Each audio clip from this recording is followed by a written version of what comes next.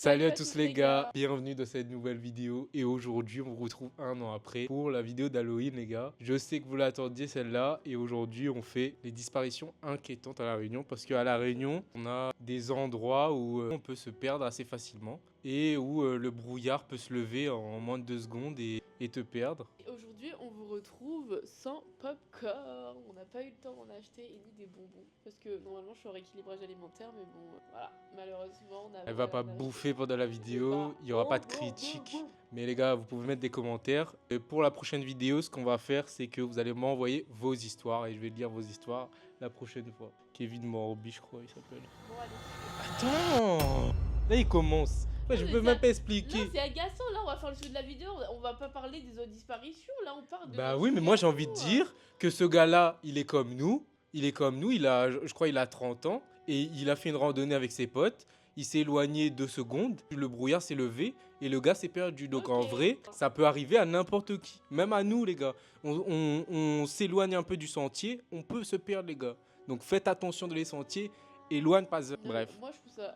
Moi, juste avant de commencer la vidéo, je disais que je trouvais ça un peu bizarre que les gens, genre, ils vont faire des randonnées, genre les métropolitains et tout qui viennent à La Réunion. Il y en a un qui est fatigué, mais il y en a un qui s'arrête et l'autre il continue. Enfin, je sais pas, tu fais une randonnée avec des gens, genre, la personne est fatiguée, bah t'attends avec la personne en fait. Tu vas pas laisser une personne tout seul et avancer tout seul en fait. Après, je trouve qu'on fait souvent ça, je pense. Vous allez nous dire ce que vous en pensez dans les commentaires. Moi, là, demain, Mais moi, je trouve qu'on fait souvent ça en randonnée. Il y a souvent des gens qui sont un peu plus sportifs et qui partent devant. Dites-nous ce que vous en pensez dans les commentaires. Mais pour moi, genre, si t'as un groupe de 10 personnes, ok, genre, chacun allait un petit groupe et tout. Il y a un groupe qui avance plus, bah, il avance plus devant. Et puis il y en a qui sont derrière parce que bah, ils prennent plus de temps, ok, tu vois. Mais là, genre, t'es à deux. On y va à deux. Genre là, je te dis, ouais, je me sens pas bien, j'ai envie de me reposer un peu. Je te dis pas, vas-y, genre, bah non. Tu vois ce que je veux dire, genre. Toi, tu m'as préparé parce qu'on a préparé chacun une histoire et l'autre sait pas quelle histoire on va raconter. Alors, mon histoire, c'est celle de la disparition de Mathieu Kayser. Peut-être que certains connaissent déjà. Donc, ça se passe au mois de juin, en 2017, l'île de la Réunion. Donc, on a une personne qui s'appelle Mathieu, qui est jeune gendarme. Et en fait, il est affecté en tant que gendarme, du coup, à la Réunion pendant 3 mois. Il va vouloir faire une randonnée avec 2 autres personnes. Donc, on va avoir un gendarme, donc un autre gendarme comme lui, et le mari d'une collègue gendarme. Donc on va donner des noms, comme ça va être plus simple. On a Mathieu, ensuite on a le collègue gendarme qu'on va appeler Benoît, et on va avoir le mari d'une collègue gendarme qu'on appellera Gérard. L'objectif de cette randonnée, c'est de faire la descente par le sentier du Maïdo jusqu'à Roche-Plate, déjeuner, puis faire la remontée vers le parking. Du coup, la matinée se passe très bien, le trio s'arrête déjeuner, et selon les témoignages, ils ont bu de l'alcool, donc le repas était bien arrosé. Et en début d'après-midi, vers 15h, ils entament la remontée. Et en fait, on a Mathieu qui va prendre la tête du groupe pendant un moment. Puis on va avoir du coup Benoît qui reprend du coup l'ascendant sur la randonnée. Et Mathieu va se retrouver au milieu. Il commence à ralentir un petit peu le pas parce qu'il a des crampes, il est fatigué. Et à 17h07, Mathieu envoie un selfie à sa compagne via Snapchat. On voit son visage, enfin son visage pas trop en fait, on voit plutôt son front avec une bosse au front. Mais voilà, sur la légende, il y a écrit pas une bosse d'enfoiré. Et en fait, sa compagne l'appelle plusieurs fois et pas de retour. Du coup, on a Gérard et Benoît qui atteignent le parking du Maïdo vers 17h, 17h30. Sauf que Mathieu n'est pas là. Donc ils l'attendent, ils se disent oui peut-être il va arriver dans pas longtemps, donc ils attendent et tout. Finalement, pas de Mathieu. Et en fait, il y a aucun secours en fait qui part immédiatement puisque même eux, bah, ils savent pas où est Mathieu. Et entre 17h et 20h, ouais, plus de 3 heures à peu près, aucune nouvelle de Mathieu. Et c'est que à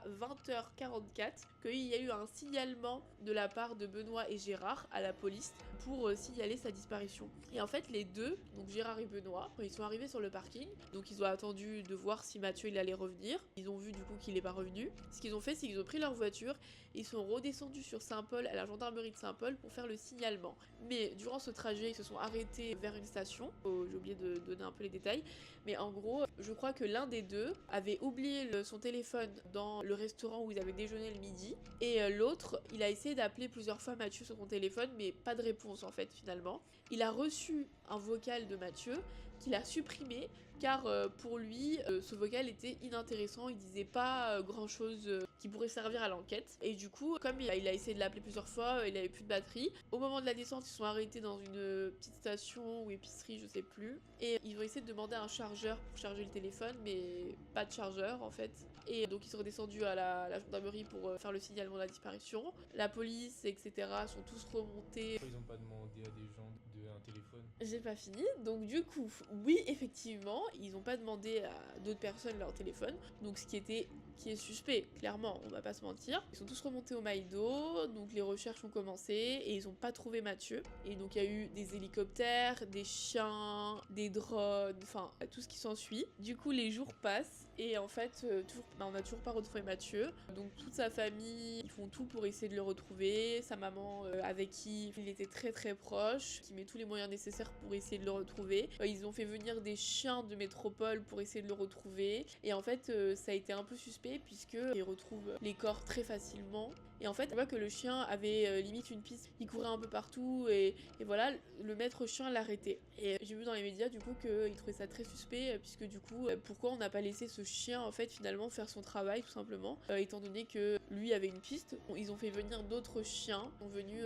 ratisser la zone. Ils ont retrouvé aucune trace de Mathieu, alors que il faut dire que quand même entre toutes ces recherches en fait ça s'est fait sur au moins quelques années avant de clôturer en fait l'enquête. En fait il y a eu d'autres accidents durant les randonnées où des personnes ont été perdues et on a retrouvé leur corps grâce à ces chiens et on n'a eu aucune trace de Mathieu. Voilà, on l'a pas retrouvé et en fait même les habitants de Mafat disent qu'en fait si son corps était là, on l'aurait retrouvé parce que déjà les habitants de Mafat ils connaissent très très bien le cirque et même ils ont dit qu'il n'y avait pas du tout de mouches ni de papang je crois.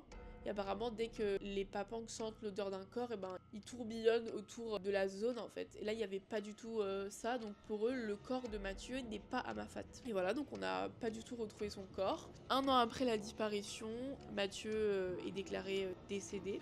Gérard et Benoît ont été mis en examen pour non-assistance de personnes en danger. C'est normal, ils ont pris les soupçons. Bah ouais, c'est vrai. Et en fait, moi c'est ce que je pense. Parce que j'ai vu des articles comme quoi Mathieu aurait eu une relation avec la femme de Gérard. Et que du coup, quoi? Non mais c'est ce que j'ai vu. C'est ce que j'ai vu dans les médias, comme quoi il aurait eu une histoire avec la femme de Gérard. Après, je m'avance pas, hein, ça se trouve c'est complètement faux. Et ce que les gens racontent, c'est faux. Genre, moi, c'est. Je Déjà, on dis fait juste. un disclaimer, on connaît pas les histoires. Ah oui. On a juste vu dans les médias. Oui, voilà. Oui. C'est sûr qu'il va manquer des informations. On n'est pas parfait, on n'a pas fait des recherches très poussées sur le sujet. Et oui, voilà. Mais moi, du coup, ce que j'avais vu, c'est ça, c'est que comme il y a eu une relation avec la femme de Gérard, soit Gérard, soit Benoît, ou les deux ensemble, ils ont un peu manigancé cette randonnée pour tendre un piège à Mathieu. Et peut-être que c'est eux-mêmes qui l'ont tué, je sais pas. Mais en tout cas, c'est ce qui a été dit, en fait. Voilà, donc depuis, on l'a plus jamais retrouvé, le pauvre Mathieu, et c'est triste en vrai. là, tu vas en randonnée et on te retrouve plus jamais. Ouais, et surtout que il vit pas à La Réunion, il vit en métropole en plus. Toute sa famille est en métropole, les personnes qui sont proches de lui sont en métropole, donc il était jeune, je crois, il avait 24 ans, donc mon âge. Ouais, c'est chaud quand même. Et surtout que c'est un sentier que tout le monde emprunte quoi. Et franchement, même moi je suis déjà allé quoi. Je pense que oui, genre il l'aurait retrouvé, hein, s'il aurait été à Mafat, il l'aurait retrouvé. Je sais pas. Franchement, soit il est tombé vraiment dans un trou et plus personne l'a retrouvé, mais ce serait. Et après la photo aussi c'est bizarre, ça veut dire qu'il était déjà tombé, puisqu'il a une bosse sur le front. Soit ils ont tout manigancé et c'est eux qui ont pris la photo et ils ont envoyé pour faire genre, je sais pas. C'est bizarre en vrai, c'est très bizarre, cette histoire est très très bizarre. Mais bon, on saura jamais ce qui s'est passé, hein. Voilà. Et c'était très cool ton histoire. Alors moi mon histoire c'est celle de Brigitte Ligné.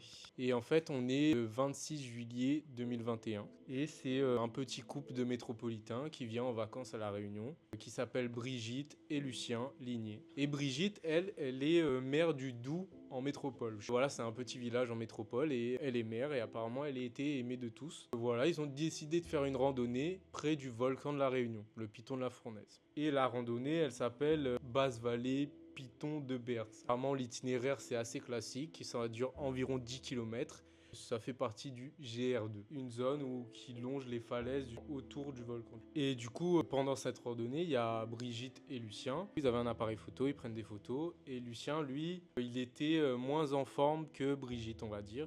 et il prenait plus son temps. Et du coup, au moment des faits, Lucien, il décide de faire une pause pipi, on va dire. Et ils ont décidé tous les deux que Brigitte allait partir devant. Donc Brigitte part devant, Lucien reste pour faire sa pause et il repart quelques minutes après. Sauf que dans cette randonnée, quand il avance, en fait, il y a un croisement au bout d'un moment. Et Lucien, quand il arrive à ce croisement-là, il sait pas quel chemin Brigitte a emprunté au final. Et du coup, il essaie de l'appeler, il essaie de siffler, de crier pour voir si Brigitte était toujours là, mais il n'entend rien. Alors il se dit que bon, elle a dû continuer et arriver au parking. Donc il continue, jusqu'à arriver au parking. Et là, il cherche sa femme au parking, et là, rien. Il cherche, il demande à des gens s'ils ont vu sa femme, et rien du tout. Donc il se dit, bon, elle a dû prendre l'ancien sentier, faire une pause. Il rebrousse chemin. Donc il retourne dans le sentier pour voir si sa femme est là. Il refait le sentier en sens inverse. Il revient au parking et Brigitte n'est toujours pas là. Donc il commence à appeler les secours. Et les premières patrouilles arrivent directement dans la soirée parce que quand ils ont fait la randonnée, c'était déjà l'après-midi. Le temps qu'ils fassent 2 fois le sentier, on est déjà arrivé un peu le soir. Et du coup, les patrouilles, ils commencent, je sais plus comment elle s'appelle la patrouille, mais c'est une patrouille spéciale pour la police des montagnes, on va dire. Et du coup, la police des montagnes a cherché directement dans cette soirée-là où pourrait être Brigitte. Sauf qu'ils n'ont rien trouvé. Le lendemain, les recherches s'intensifient. Il y a des hélicos, des bénévoles et des drones qui font tout le tour du sentier, mais on ne trouve rien. Donc ils ont décidé de ramener des chiens pisteurs, comme dans ton histoire. Et comme la zone, elle est immense, le volcan, il est super grand, ils trouvent rien. Ils ont trouvé aucune info, pas de vêtements, pas de sac, rien du tout, pas... Et du coup, l'affaire prend une tournure quand elle apparaît dans les médias, parce que les habitants qui étaient proches du volcan ou proches du sud de l'île, ils vont participer en tant que bénévoles. Oui, je crois que c'était Monsieur Bertil, la tête de file des bénévoles, et qui lui connaissait très bien le volcan et qui a essayé de prendre des bénévoles et de faire des recherches de plus en plus au final. Mais au final, même après plusieurs semaines de recherche avec des dizaines et dizaines de bénévoles, ils n'ont trouvé aucun indice. Il n'y a aucune piste au final pour savoir où est Brigitte. Les mois passent et il n'y a toujours pas de nouvelles de Brigitte. Les enfants de Brigitte viennent à la Réunion pour faire les recherches, accompagnés de Monsieur Bertil, mais toujours rien. Et au final, je crois 3 ans après, enfin 1 an après, elle a été déclarée décédée. Les recherches sont arrêtées et on n'a toujours pas de nouvelles. On ne sait pas ce qui s'est passé. Après, il y a bien des théories comme quoi elle serait tombée au final, comme c'est proche d'un volcan, il y a des tunnels de lave. Tout simplement, le sol, il n'est pas stable au final. Peut-être qu'elle serait tombée d'un tunnel de lave et elle serait dans le sol et qu'on ne l'ait pas vue parce qu'elle est dans le sol. Mais en fait, on n'a aucun indice, on ne sait même pas où elle est, on ne comprend pas en fait, tout simplement. Et après, il y a des gens qui disent que c'est les esprits qui l'ont emmenée, mais ça, je crois pas trop. Après, on ne sait jamais. Et c'est vrai qu'au volcan, il y a le brouillard à chaque fois. Et il y a même je sais pas si vous êtes déjà allé au volcan, mais au volcan, il y a des taches blanches par terre pour pas que tu te perdes justement, parce que si tu t'éloignes trop du sentier, il y a moyen qu'on te retrouve jamais, quoi. Du coup, voilà les histoires, les gars. J'espère que ça vous a plu. Alors, comme encore une fois, on connaît pas toute l'affaire de l'histoire, on n'a pas fait des recherches poussées, on n'est pas de la police, les gars. Mais j'espère que ça vous a plu. Oui, voilà. En vrai, on a juste regardé un petit peu les articles, de quoi ça parlait, et voilà quoi. Et on trouvait que c'était intéressant ces 2 histoires-là, donc on vous la raconte. Moi, je trouve ça triste. Ça aurait pu être ma maman ou ma mamie. Ça aurait pu Ma être n'importe mamie, qui. franchement, c'est triste. Ça aurait pu être n'importe qui. Et moi, je trouve ça fou de plus retrouver un corps, on le retrouve plus. Et surtout qu'on C'est un n'a truc de fou, aucune quand même. piste. C'est pas. Aucun indice, rien. On n'a aucun indice. Encore, C'est on un aurait truc vu de une fou. chaussure, on serait dit bon. Ouais, c'est un truc de fou. Mais là, on n'a aucun indice. Vraiment force à ces familles-là, parce que c'est dur de perdre quelqu'un comme ça, dans une randonnée, dans une disparition, et surtout c'est dur de faire son deuil quand t'as pas retrouvé le corps aussi. Et quand tu retrouves le corps, c'est plus simple de dire cette personne-là, c'est fini quoi, elle est vraiment morte. Mais là, le fait de pas avoir retrouvé, on a toujours ce petit côté, cet espoir de retrouver la personne, quoi. C'est normal. Donc les gars, faites attention quand vous faites des randonnées. Essayez de pas partir tout seul. Après, même moi, je l'ai déjà fait, mais bon. Moi, je partirais pas toute seule. Quand on voit ces histoires-là, c'est assez dangereux. Ouais. Donc c'est des histoires sans fin au final parce qu'on n'a pas, C'est vrai. on n'a pas de fin. Mais vous, si vous connaissez plus l'histoire, peut-être que vous pouvez le dire en commentaire. Si vous avez plus de détails, plus de Qu'est-ce choses que à dire. vous en pensez aussi, Et qu'est-ce que important. vous en pensez? Qu'est-ce qui s'est passé? Franchement, nous, on sait pas. Merci d'avoir regardé la vidéo, les gars. N'hésitez pas à vous abonner, à laisser un petit pouce bleu et À voilà. commenter la vidéo. Commentez la vidéo. On aime bien quand vous commentez et j'essaierai de répondre à tous les commentaires.